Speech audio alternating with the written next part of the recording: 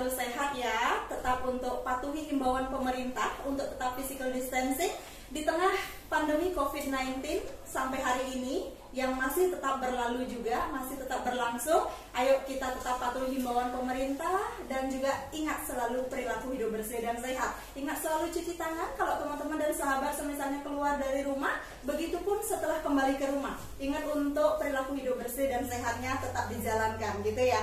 Kembali lagi pagi ini bersama saya dengan Dina dari Divisi Marketing Rumah Sakit Bali Med Buleleng. Di program acara obrolan sehat pada pagi hari ini, kita kembali lagi untuk bersama dengan narasumber kita, yaitu salah satu dari ahli gizi Rumah Sakit Bali Med Buleleng. Beliau adalah Ibu Mita, Magister Kesehatan. Selamat pagi Bu Mita. Selamat pagi Bu Dina. Sehat Bu hari ini?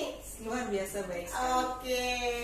Begitu juga dengan teman-teman dan sahabat yang ada di rumah, semoga tetap sehat ya. Ingat selalu untuk menjaga kesehatan bersama keluarga dan juga jaga kebersihan lingkungan Anda. Baiklah, teman-teman sahabat dan pemirsa yang ada di rumah, obrolan kesehatan pada hari ini kita akan mengangkat topik yang sangat menarik, yaitu tentang sarapan sehat di tengah pandemi COVID-19 ini. Oke, topiknya sangat menarik ya. Tapi mari kita simak penjelasan ahli gizi kita. Oke, Bu Mita, kenapa sih topik ini kita angkat pada hari ini?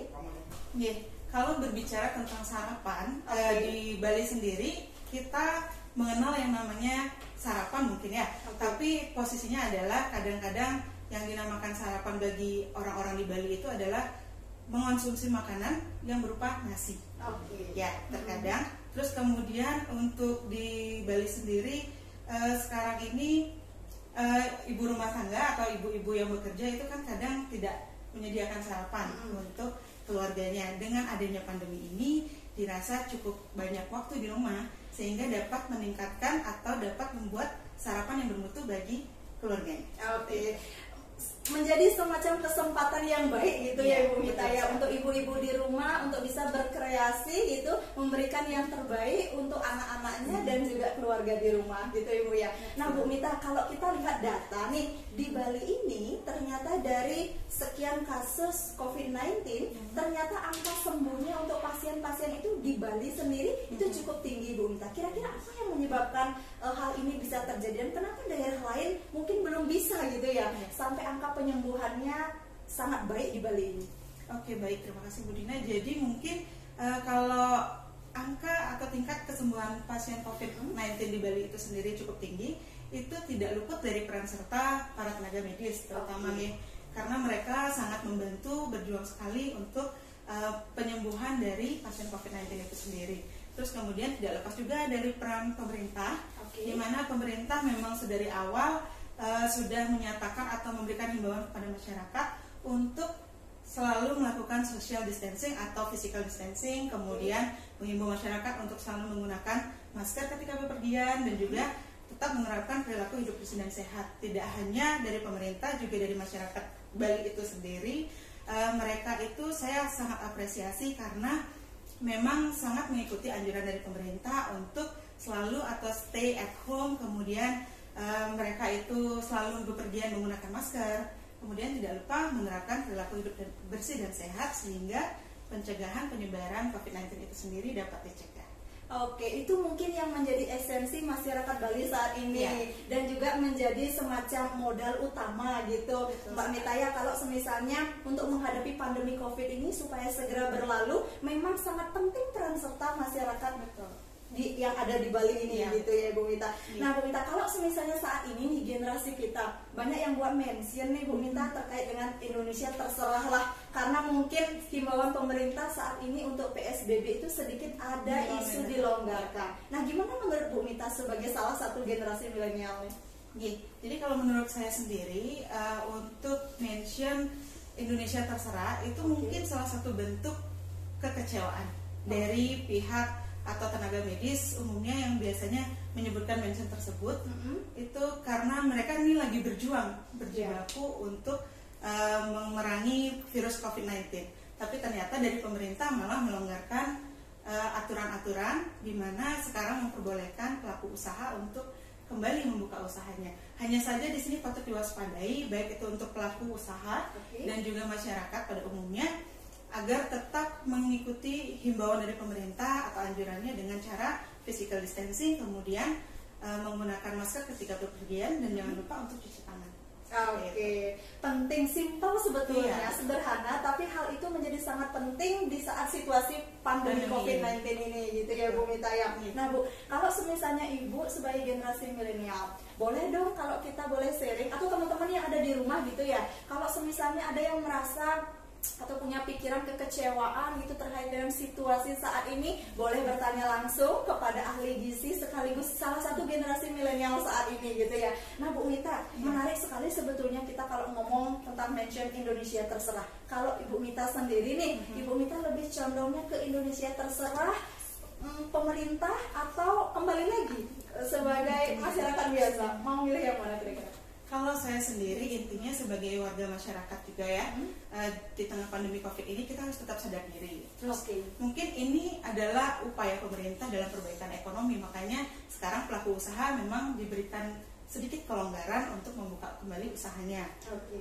Jadi kita tidak bisa sepenuhnya menyalahkan pemerintah juga gitu ya. Tapi untuk dari tenaga medis juga kita harus benar-benar apresiasi mereka. Ini sudah upaya mereka untuk membantu kita dalam penyembuhan COVID-19. Jadi kita juga harus tetap sadar bahwa lebih baik menghindari terjadinya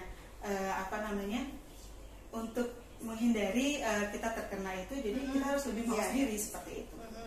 Oke Bu Mita. Nah kalau misalnya di situasi wabah gini nih, ada fenomena nih Bu Mita ya, kalau misalnya setiap hari harus minum suplemen daya tahan tubuh gitu. Nah itu sebetulnya baik atau gimana sih Bu Mita? Apakah harus tiap hari nih saya harus minum suplemen itu? Saya sebetulnya anti banget, jadi mual jadinya. Gimana dengan generasi yang ada di rumah gitu ya, teman-teman yang ada di rumah? Silakan Bu Mita.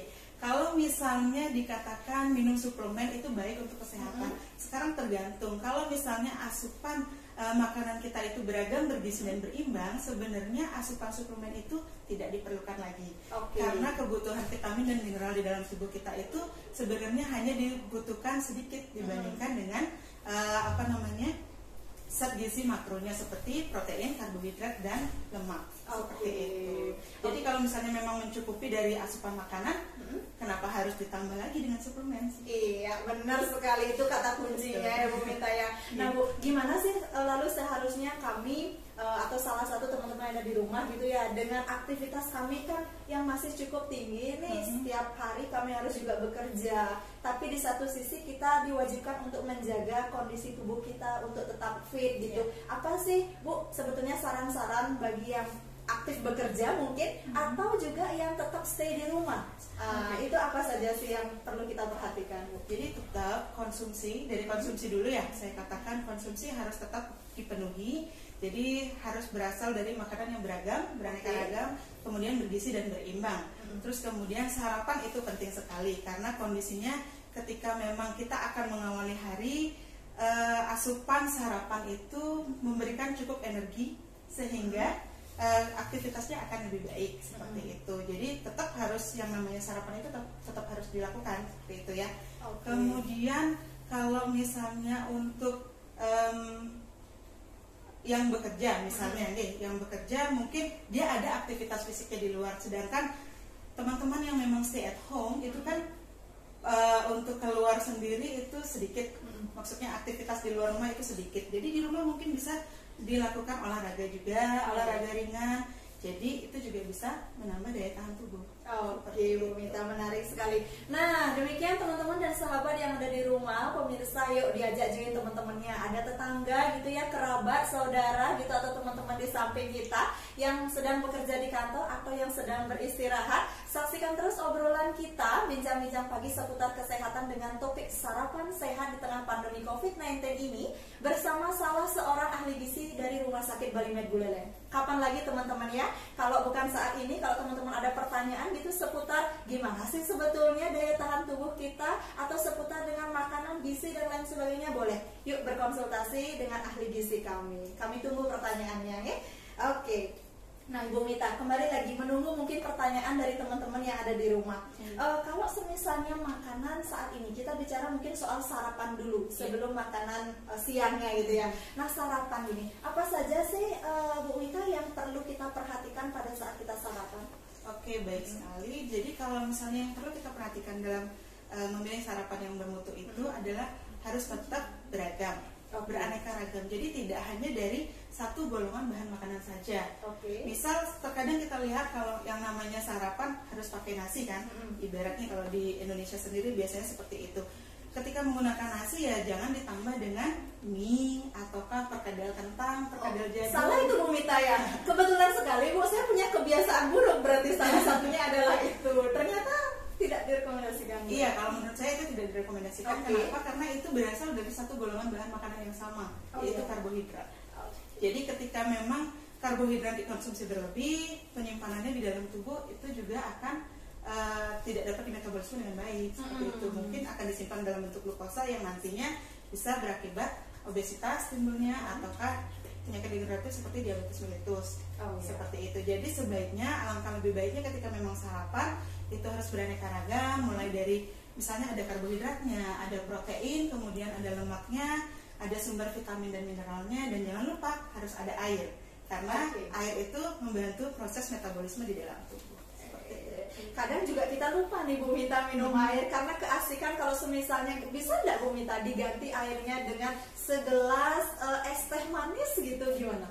Oke, kalau misalnya segelas es teh manis mungkin lebih bagus saya rekomendasikan es teh tawar gitu.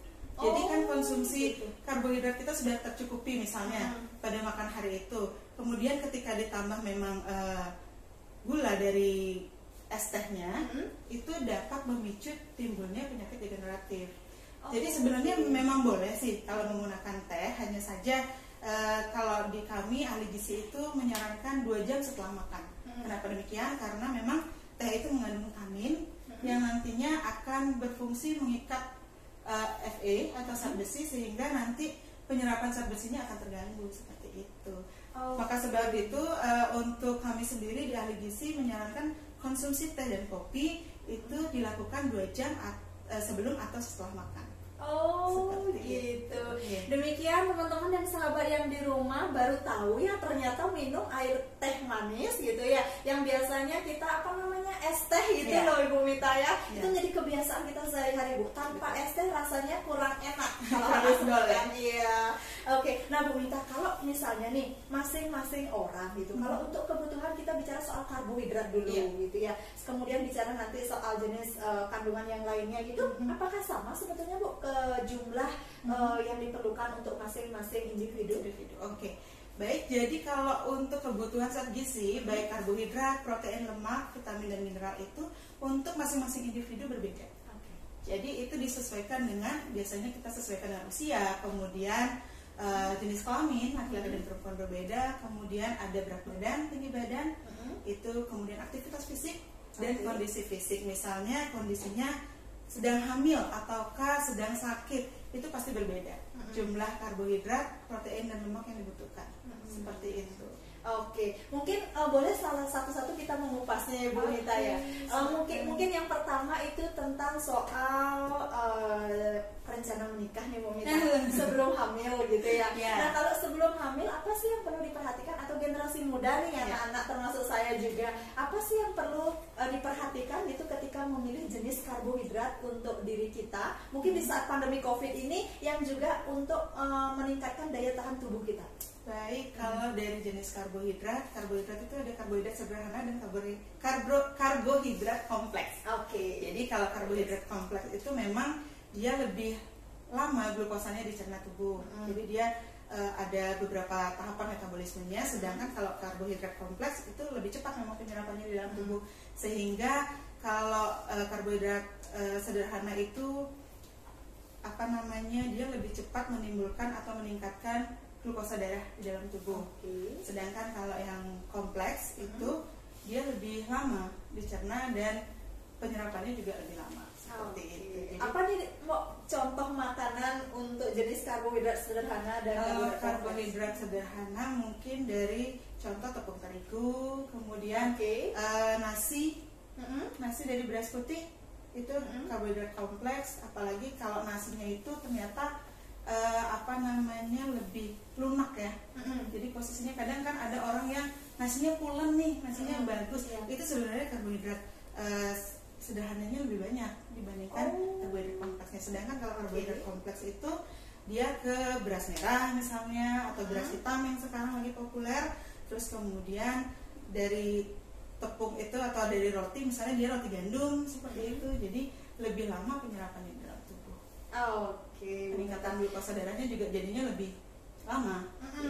Baru tahu nih Bu Mita kalau misalnya cara menanak nasi pun ternyata berefek pada apakah termasuk nasi itu karbohidrat kompleks atau karbohidrat yang sederhana gitu. Mungkin bukan dari cara pemasakannya tapi lebih ke bahannya. Jadi kalau misalnya yang lebih pulen itu biasanya kandungan glikogennya lebih tinggi, otomatis gulanya atau kandungan glukosa di dalamnya juga cukup tinggi. Tapi dibandingkan dengan makanan yang misalnya atau nasi yang berasal dari beras merah, itu kandungan glikogennya lebih rendah karena dia lebih banyak serat, sehingga penyerapannya lebih lama, rasa kenyangnya yang ditimbulkan juga lebih lama.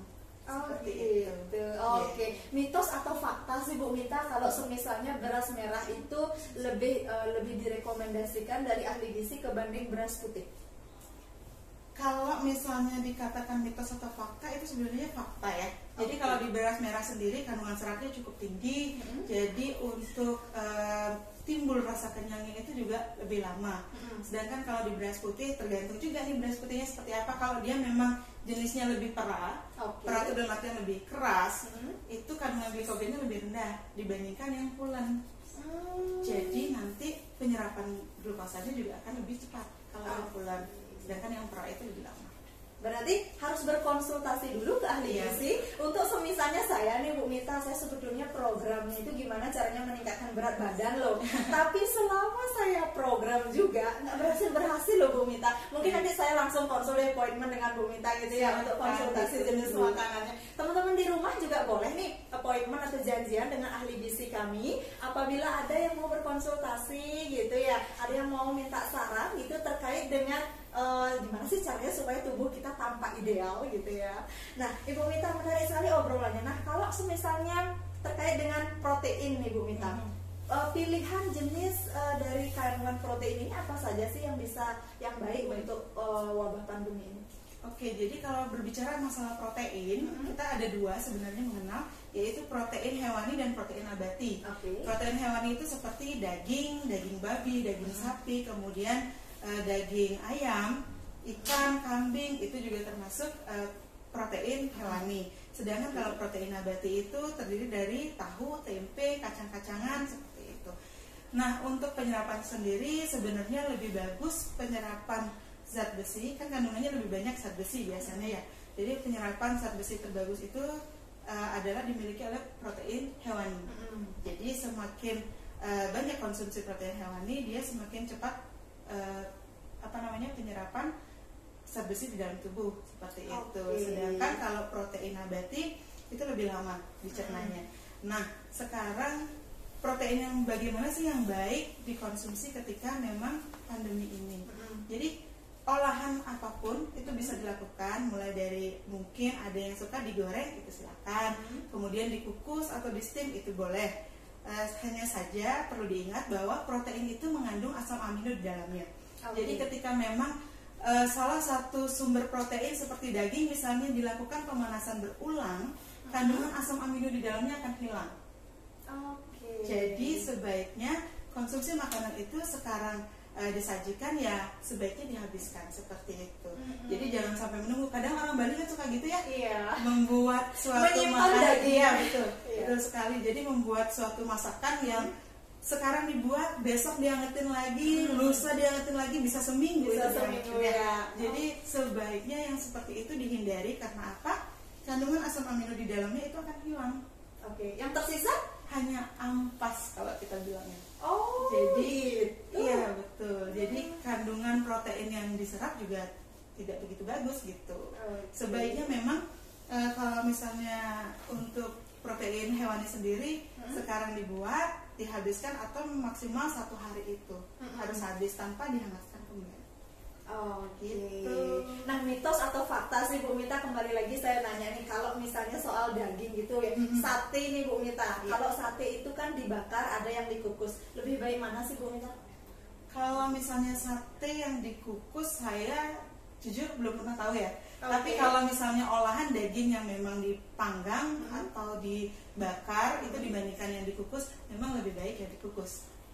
Seperti itu, karena takutnya nanti ketika proses pembakaran, kita kan biasanya pakai arang tuh, nanti ada yang namanya karbon yang berasal dari arang itu nempel di dagingnya. Nah, itu yang bikin radikal bebas di dalam tubuh.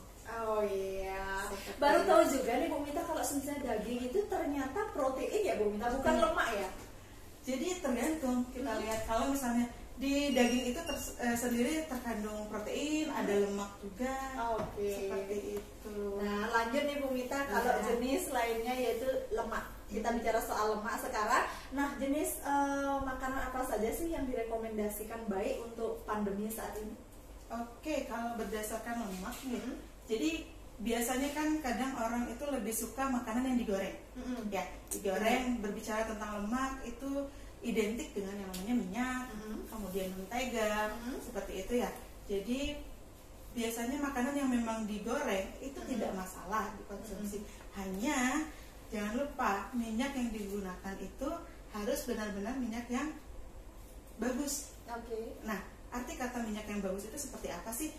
Minyak yang bagus itu adalah minyak yang maksimal dipanaskan hanya 2 kali. Maksimal 2 kali pemirsa, teman-teman yang ada di rumahnya, jangan lebih dari 2 kali gitu ya. Terus kalau penggunaannya lebih dari 2 kali? Sebenarnya kalau penggunaannya lebih dari 2 kali, ada struktur kimiawi di dalam minyak atau lemak itu sendiri yang akan berubah menjadi seperti yang kita kenal dengan nama lemak trans.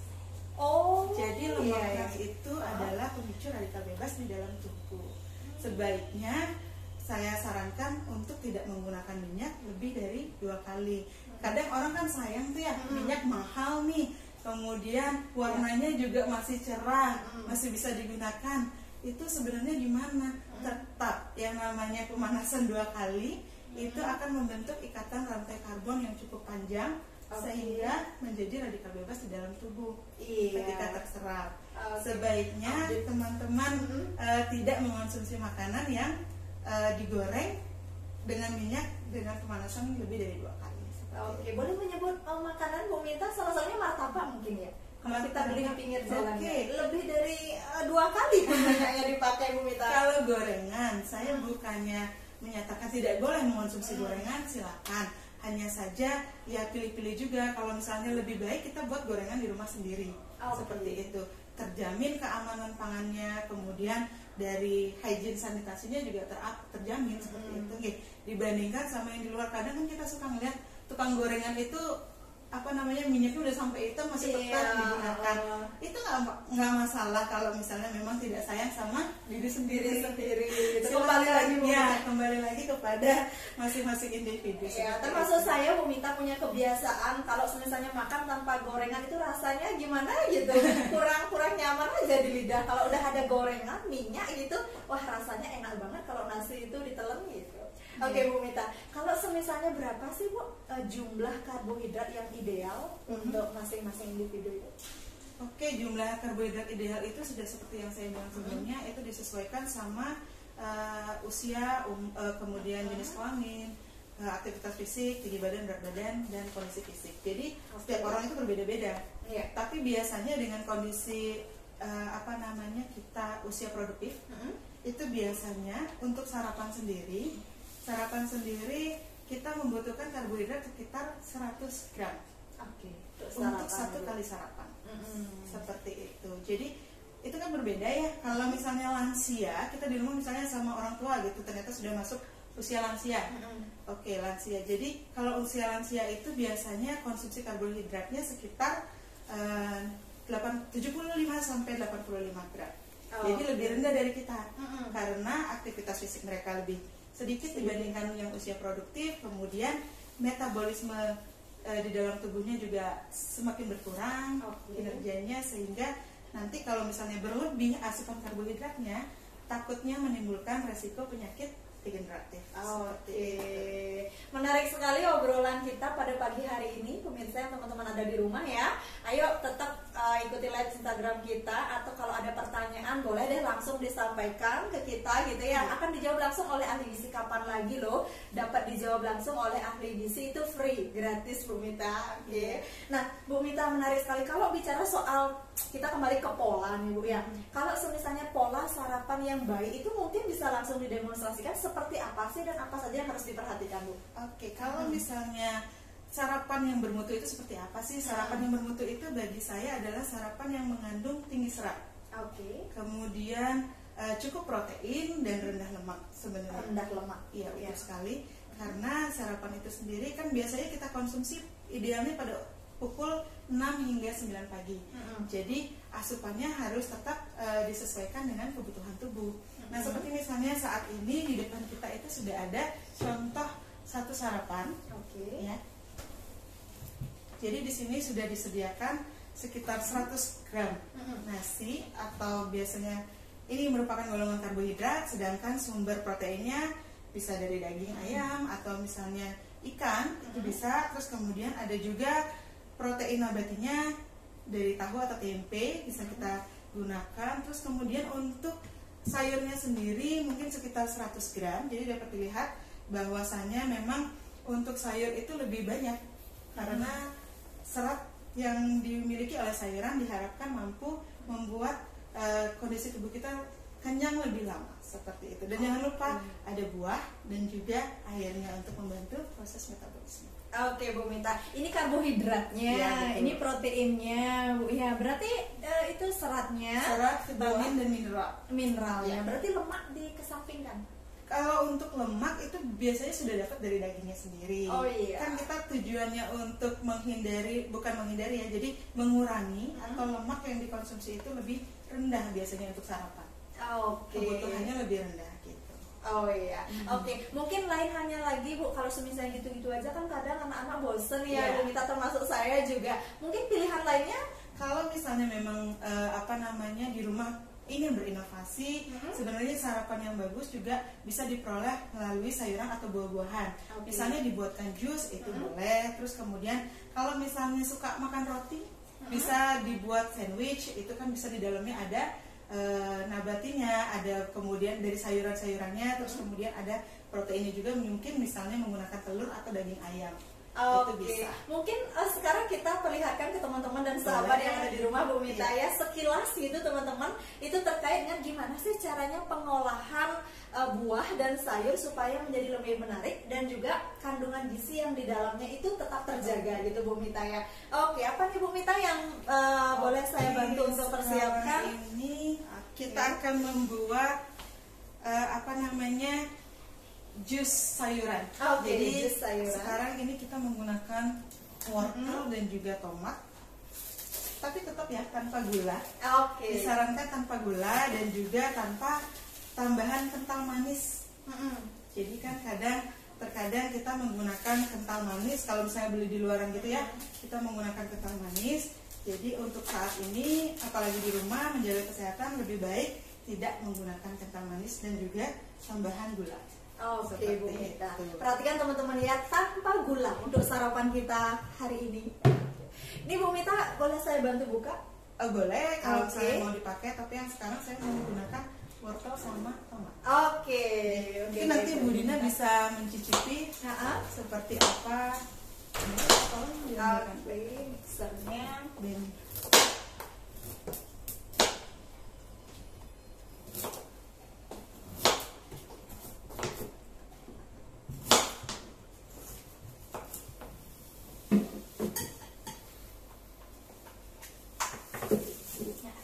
Ternyata kalau buat sarapan pun kita harus berpikir bagaimana berkreasi ya Bu Mita ya. Betul sekali. Jangan sampai monoton nanti biar nggak bosan orang-orangnya. Jadi bisa kita masukkan saja.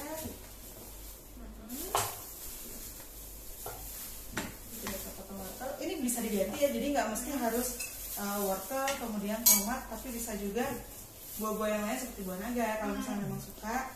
Terus kemudian bisa juga menggunakan strawberry kalau suka yang agak kecut-kecut itu bisa. Jadi untuk sayuran dan buah-buahan itu bisa di mix. Oke, nah Bu Mita, mitos atau fakta sih kalau misalnya sarapan itu hindari nih buah-buahan yang asem gitu. Nah tadi Bu Mita menyampaikan salah satunya itu yang asem, apa tidak mempengaruhi lambungnya Bu Mita? Sebenarnya di awal itu kan kosong ya, kondisinya setelah bangun tidur itu konsumsi buah dan sayur apapun itu bentuknya sebenarnya itu cukup baik untuk kualitas lambung kita. Hanya saja memang mungkin memang sudah dari awal kita pola makannya tidak teratur gitu ya, jadi lambungnya jadi agak luka. Mungkin bisa dihindari sedikit makanan yang terlalu asam untuk di pagi hari. Boleh minta tolong untuk airnya?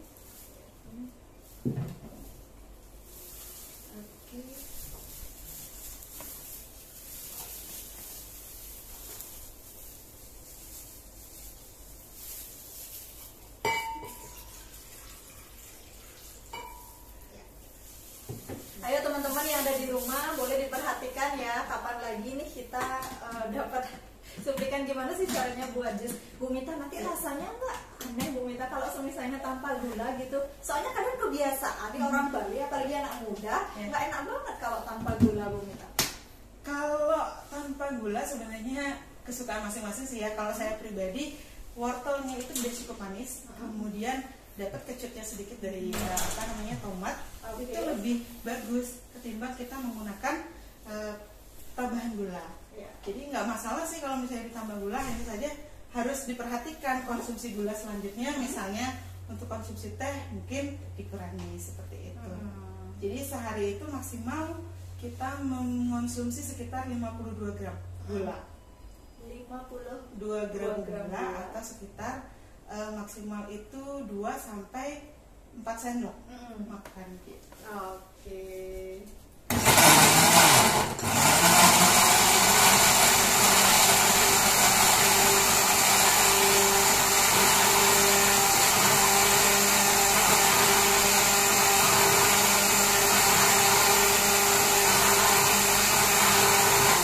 Berapa lama sih Bu kalau misalnya untuk mixer buah jus itu yang paling baik?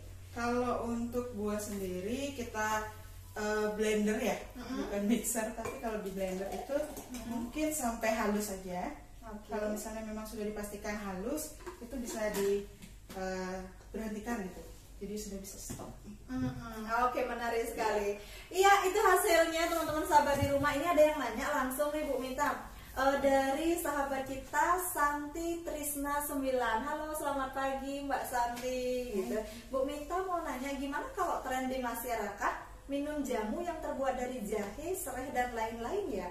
Oke, sebenarnya untuk serai, jamu yang berasal dari serai, terus kemudian jahe dan lain-lain itu ada yang namanya kandungan antioksidan di dalamnya. Jadi berasal dari zat fitokimia kita katakan. Jadi di situ di dalam jamu-jamuan itu biasanya terdapat kandungan fitokimia yang memang bagus untuk atau sebagai antioksidan di dalam tubuh. Jadi dapat mengurangi radikal bebas yang masuk ke dalam tubuh. Kalau diminum pada saat sarapan itu Bu Mita bagus hal itu? Sebenarnya kalau yang namanya fitokimia ya, zat fitokimia itu memang dibutuhkan oleh tubuh, tapi kondisinya ketika memang tidak ada, itu tidak menimbulkan defisiensi. Berbeda dengan vitamin. Kalau vitamin kita membutuhkan vitamin, hanya saja memang kalau kekurangan kita menjadi defisiensi vitamin itu sendiri. Sedangkan kalau zat fitokimia itu sebenarnya bagus sebagai antioksidan, bisa juga dijadikan sebagai teman sarapan ya. Jadi dijadikan teman sarapan. Mungkin bisa ditambah madu sebagai perasanya, kan kadang agak sepat ya rasa jamu-jamuan. Tapi kalau misalnya memang tidak suka atau suka rasa sepat, itu bisa tidak ditambahkan madunya. Jadi nanti itu bisa diimbangi dengan bahan-bahan lain. Misalnya kalau misalnya tetap mau makan nasi, itu diperbolehkan. Jadi itu hanya sebagai tambahan konsumsi saja.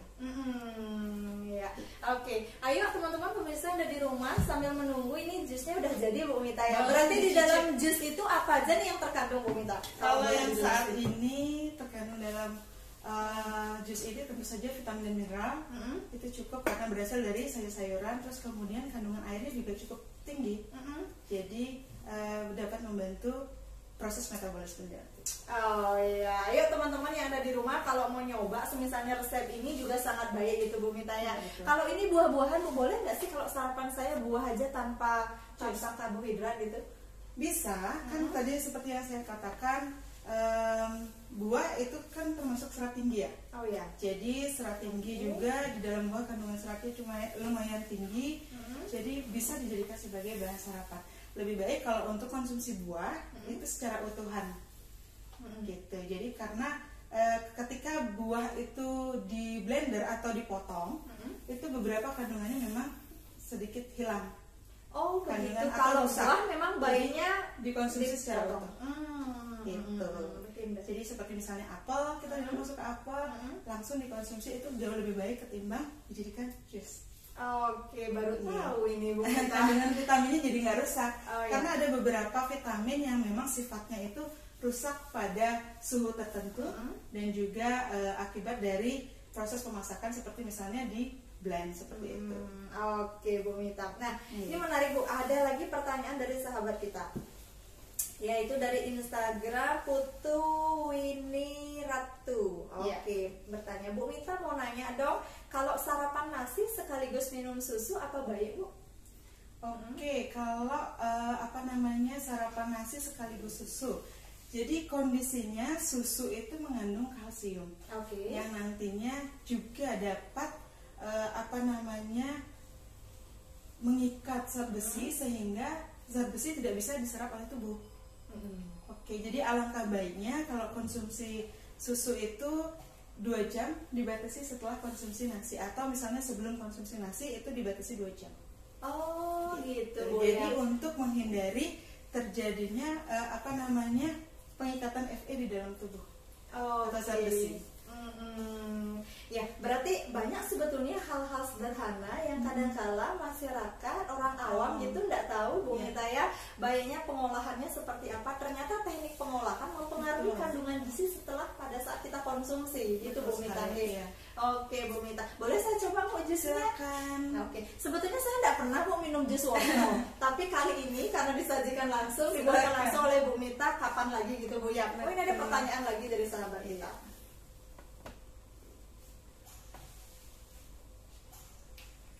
Rasanya memang enak ya dong Bu ya? Memang. Jadi meskipun tanpa gula, dari wortelnya sendiri itu sudah ada kandung rasa manisnya seperti itu. Terus kemudian dari tomatnya ada rasa gurih, ada kecup-kecup gimana gitu. Jadi ketika di blend itu akan lebih terasa. Kombinasi ya, rasanya enak juga. Nah Bu Mita, sebelum kita closing statement nih, ada lagi satu lagi mungkin pertanyaan dari sahabat kita, yaitu dari Instagram Trisna Jaya 99. Selamat pagi Trisna, salam sehat dari kami. Bu Mita, saya mau nanya, saya kan bekerja di Denpasar yang bisa dikatakan kalau pagi tidak sempat buat sarapan. Betul. Nah akhirnya saya beli roti di restoran cepat saji itu. Nah apakah bisa dikatakan dengan sarapan sehat? Oke, kalau makanan yang berasal dari restoran cepat saji, saya katakan itu junk food ya. Jadi lebih ke makanan yang memang persiapannya minim sekali. Jadi dia sudah di frozen lama, kemudian baru dihangatkan seperti itu ya. Jadi untuk kandungan gizinya sendiri itu sangat sedikit kalau saya katakan, karena memang makanan yang memang sudah diolah sebelumnya, kemudian proses pemasakannya misalnya dengan minyak yang tinggi, itu menyebabkan untuk sarapan itu kurang cocok kalau menurut saya seperti itu. Oke, Iya. gitu ya. Kalau sebenarnya memang tidak cocok, tapi kalau sebenarnya kepepet gimana Bu? Kalau kepepet mungkin bisa diganti dengan diganti Bu, makanan ya. yang lain, kan nggak mesti dari restoran cepat saji. Oke. Pagi-pagi juga warung-warung sudah buka. Misalnya Iya. mungkin dengan konsumsi di warteg-warteg gitu ya, yang sudah ada nasinya, ada lauknya, ada sayur yang lebih saya rekomendasi itu ketimbang makanan cepat saji. Oke, gitu Trisna. Terima kasih ya sudah bergabung di live streaming Instagram Rumah Sakit Bali Med Buleleng. Oke, closing statement mungkin Ibu Mita, pesan-pesan untuk generasi milenial saat ini dan juga untuk ibu-ibu di rumah. Apa sih sebetulnya yang perlu diperhatikan dalam penyajian makanan, terutama sarapan di pandemi COVID-19? Oke, baik. Jadi untuk sarapan tentu saja selalu saya ingatkan, nggak hanya di sarapan ya. Untuk konsumsi satu hari selalu diingat bahwa makanan yang baik itu adalah makanan yang beraneka ragam, bergizi dan berimbang, porsiannya cukup disesuaikan dengan kebutuhan masing-masing individu. Terus kemudian di tengah pandemi ini kita harus tetap melakukan atau membiasakan diri dengan perilaku hidup bersih dan sehat, sehingga kita terhindar dari virus COVID-19. Oke, ingat selalu cuci tangan tentunya ya, Bu ya. Habis ke pasar beli bahan makanan itu cuci tangan lagi gitu Bu. Oke, terima kasih banyak Bu Mita sudah bergabung di obrolan bincang pagi kesehatan bersama divisi marketing Rumah Sakit Bali Med Buleleng.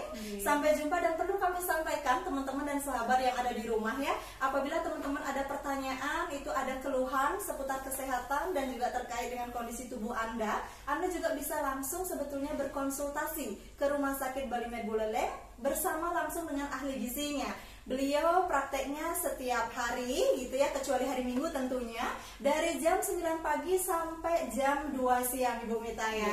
Oke, bisa juga by appointment di nomor call center marketing kami di 0813 3996 8403. Demikian bincang-bincang kesehatan pada hari ini. Semoga bermanfaat untuk teman-teman dan sahabat yang ada di rumah. Semoga pandemi COVID-19 ini segera berlalu dan kita tetap berharap bahwa Anda dan keluarga di rumah dan kita semua dalam kondisi sehat untuk melalui pandemi COVID-19 ini Bu Mita. Oke, salam sehat, bye-bye. Sampai jumpa di obrolan bincang kesehatan minggu depan. Salam sehat dari kami, Rumah Sakit Bali Med Buleleng. Terima kasih.